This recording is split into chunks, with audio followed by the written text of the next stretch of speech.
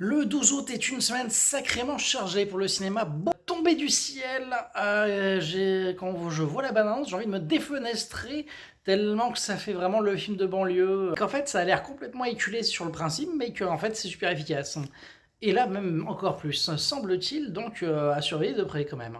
La fin de Oak Street, un film à high concept, où c'est enfin, un pâté de maison, même complètement, qui se retrouve propulsé en plein Jurassique, avec full dinosaures plus terrifiants les uns que les autres, avec un gros casting d'Iwan McGregor à Nataway. Et pourtant, les notes sont assez mitigées et j'ai vu passer pas mal de retours sur des grosses incohérences scénaristiques. Donc à voir, mais en modérant nos ardeurs. Nous avons juste pour une nuit une comédie de Will Gluck qui avait eu un succès phénoménal avec le film Tout sauf toi avec Sydney Sweeney. Là, c'est un concept un peu débile, en mode c'est une société où les célibataires ont une seule nuit par an pour avoir le droit de faire l'amour hors mariage. Mais non, mais qui respecterait ça, c'est n'importe quoi.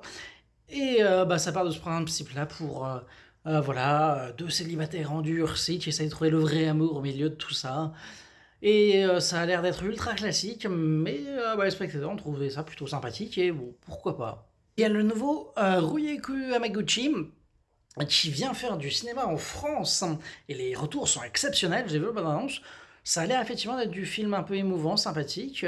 Pourquoi pas. Nous avons aussi le film d'horreur Town qui part d'un principe qui a l'air très prometteur, d'enregistrement audio assez fou, assez macabre, qui envahissent peu à peu le vrai monde.